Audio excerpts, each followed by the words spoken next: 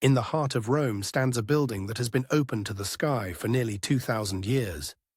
Rain falls straight through a hole in its roof, pools on the marble floor below, and drains away through holes the original builders cut for exactly that purpose, and still the dome above has never needed steel, never needed a single beam to hold its shape. We have poured highways that crumbled in 40 years, parking garages that sagged in 30, seawalls that the ocean chewed apart inside a single human lifetime. The Romans drove concrete piers straight into the surf, and the strangest thing is not that they survived. It is that the saltwater, the very thing that eats our modern harbours alive, did not destroy them at all. It made them stronger. For centuries we assumed the Romans were simply lucky, or that they guarded some lost secret we could never get back. But the truth turns out to be far stranger than any lost recipe. Start with the building everyone has seen in a photograph. The Pantheon, finished under the Emperor Hadrian around the year 126, still holds the record as the largest unreinforced concrete dome anywhere on Earth. Its span runs just past 43 meters, wider than the Dome of St. Peter's, wider than the Capitol in Washington, and it carries all of that weight with no steel buried inside it. Nothing but concrete, stone, and the nerve of the men who trusted their own geometry.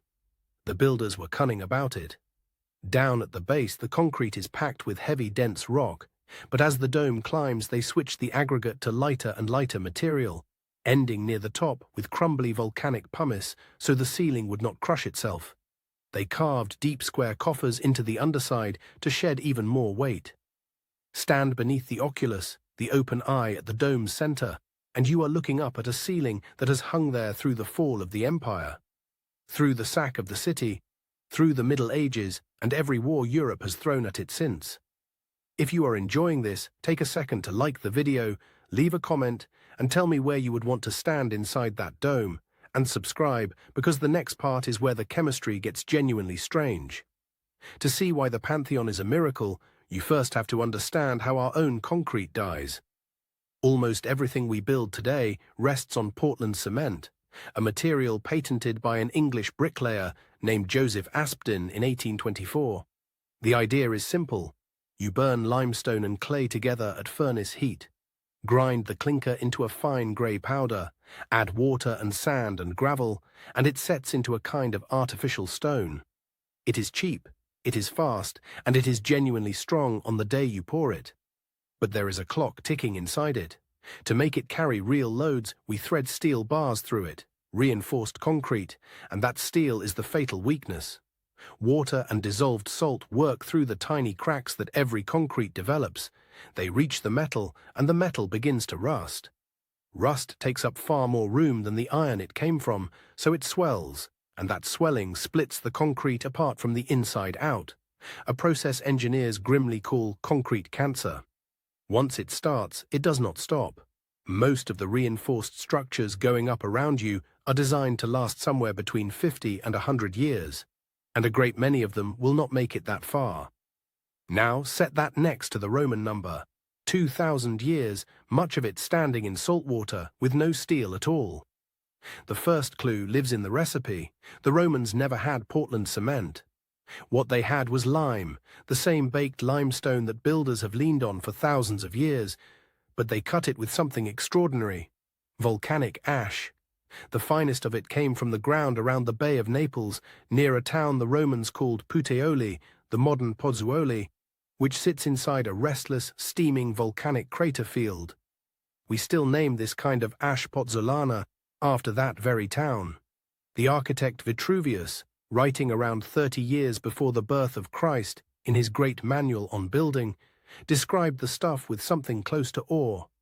There is a kind of powder, he wrote, that by nature produces astonishing results. Mix it with lime and rubble, and it does not merely strengthen ordinary buildings, but when piers are built out into the sea, it sets hard beneath the water. Sets hard beneath the water. That single phrase is the whole mystery in 5 words.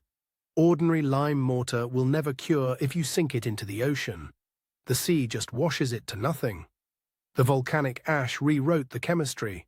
It is loaded with silica and alumina, and when it meets lime and water, it kicks off a reaction that builds a tough, interlocking glue, the same broad family of calcium silicate compounds that bind modern concrete, but laced through with stranger minerals that our cement never grows. Pliny the Elder, writing a few decades after Vitruvius, recorded the same impossible behavior. He described how masses thrown into the sea became, in his words, a single stone, unconquerable by the waves, and every day stronger, to a Roman naturalist that was a marvel worth a line in an encyclopedia. To a modern materials scientist, it was a riddle that held out until our own century. For a long time, the researchers chasing this focused on the harbours, because the harbours made the least sense of all. Around 22 years before Christ, Herod the Great commissioned a colossal artificial port on the coast of what is now Israel, a city he named Caesarea, lowering enormous blocks of concrete straight into the open Mediterranean to conjure a harbour where nature had offered no bay, no headland, no shelter at all. He had wooden forms floated out and filled with the wet mix on the seabed. 2,000 years of waves later, much of that engineering is still down there under the water. So a geologist named Marie Jackson and her colleagues did something nobody had quite done before. They drilled cores straight out of these ancient marine structures, carried the samples into the laboratory, and studied the actual crystals locked inside, almost atom by atom, using the blazing X-ray beams of a national laboratory in California. What they found turned the story inside out. Threaded through the Roman marine concrete, growing inside the pores and the old cracks, were crystals of a rare mineral called aluminous tobermorite. This material is something close to a holy grail for engineers. It is so stubborn to produce that we struggle to grow it on purpose, even in a hot industrial furnace. The Romans had been growing it cold, slowly, in plain seawater, entirely by accident. And here is the part that genuinely flips your sense of how the world works. Seawater, the exact thing that murders modern concrete, was seeping through the Roman material and dissolving pieces of the volcanic ash, and out of that slow chemical attack, brand new crystals were precipitating, stitching the whole structure tighter together. The ocean was not destroying the concrete, the ocean was feeding it. The reaction that by every modern instinct should have been decay was, in the Roman mix, reinforcement. That is exactly what Pliny watched happen. He saw tobermorite crystallize 18 centuries before anyone on Earth could give it a name. But the harbours solved only half the riddle, and they left a second one wide open. A great deal of Roman concrete grew stronger over the centuries nowhere near a coastline. The Pantheon never touched an ocean.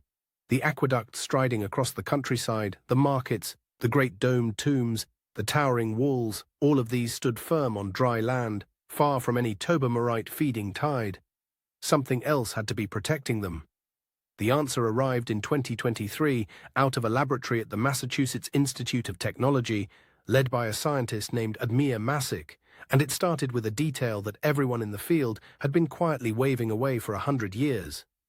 Look very closely at a broken piece of Roman concrete, and you will see little white lumps scattered all through it, bright specks a few millimeters wide.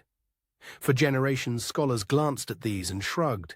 They had a name, lime clasts, and the standard verdict was that they were simply mistakes, the fingerprints of sloppy mixing or cheap, badly prepared lime. The greatest builders in the ancient world, the same people who raised the Pantheon and ran water across whole provinces, were quietly assumed to have been careless with the single most important material they owned. Masick's team refused to swallow that. They reasoned that a civilization this exacting did not salt its finest concrete with random flaws. So they looked harder, with electron microscopes and detailed chemical maps, and they understood at last that the white lumps were not a defect. They were the entire trick. Here is what the evidence told them. The Romans were not patiently slaking their lime in water first, the gentle way every textbook had assumed. They were mixing it hot. They were throwing in quicklime, raw calcium oxide fresh and burning from the kiln, and letting it react violently with water right there in the batch. The technique has a name now, hot mixing, and it does something quietly wonderful. It drives the temperature of the mix soaring, it accelerates the chemistry, and it leaves behind those little white lime clasts seeded evenly all through the finished concrete, like raisins worked into a loaf of bread. And those clasts are not dead weight. They are a reservoir. They are first aid lying in wait. Follow what happens the day the concrete cracks, because all concrete eventually cracks. A hairline fracture opens and worms its way along until it runs into one of those white lumps. Water trickles in, the way water always finds a crack. But here the water strikes a lime clast, dissolves the calcium packed inside it, and carries that calcium out into the open gap. There it recrystallizes, hardening straight back into solid mineral, or it reacts with nearby volcanic ash to grow fresh binder, and the crack seals itself shut.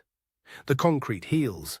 The very feature that scholars had written off as bad workmanship was actually a built-in repair kit, dormant in the stone, waiting patiently for the day a crack would arrive to wake it. The MIT team went and proved it, which is the part I love most.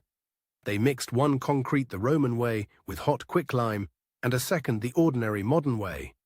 They deliberately cracked both samples clean through, then trickled water down into the cracks. The modern sample leaked straight through and kept leaking, with no end in sight. The Roman-style sample, inside just 2 to 3 weeks, sealed itself completely and the water stopped cold. 2,000 years after the recipe was last in working use, they watched it come back to life on a laboratory bench. So how did we ever lose something this good? Part of the answer is that it was never truly recorded as chemistry, only as craft, handed person to person on the scaffolding, and never fully explained even by the Romans who practiced it. When the Western Empire fell apart, the enormous public building programs stopped. The supply lines that carried good volcanic ash dried up, and the very habit of building in concrete drained out of Europe for the better part of 1,000 years. By the time we reinvented the material in the 19th century, we rebuilt it on completely different chemistry, chasing maximum strength on day one instead of endurance across the centuries. Portland cement wins the opening year and quietly loses the next 1,000. And this is not just a wistful story about beautiful old stones. There is a sharp, modern stake driven right through it. Making cement is one of the filthiest things our entire civilization does. The manufacture of cement alone throws off roughly 8% of all the carbon dioxide that humanity emits, more than every aircraft in the sky put together. If our concrete could last 3 or 4 times as long, if it could quietly heal its own cracks instead of being jackhammered out and repoured every few decades, the savings in money, in carbon, in raw human labor would be staggering. That is why a paper about ancient Roman rocks landed on front pages around the world. Researchers, Massic's own group among them, are now racing to fold hot mixing and self-healing chemistry into modern concrete, to pour the next century of bridges and seawalls and runways with a 2,000-year-old idea baked back into the recipe. The Romans understood almost none of this. They had no concept of tobermorite, no notion of calcium oxide, not the faintest sketch of a periodic table. What they had was volcanic ash, a blazing kiln, the open sea, and the long patience of an empire that genuinely built for the ages. They stumbled into a chemistry so quietly elegant that it took electron microscopes and particle accelerators to finally read it back. And the proof of what they did is still standing in the open air. Walk into the Pantheon tomorrow, stand beneath that open eye in the dome, feel the rain come straight down through 19 centuries of history, and remember that the ceiling over your head is not merely surviving up there. By the strange old chemistry locked inside it, in some small and stubborn and self-repairing way, it is quite possibly still healing itself. If you made it all the way here, thank you for watching. Subscribe for more stories where the science of the ancient world turns out to be sharper than we ever gave it credit for, and I will see you in the next one.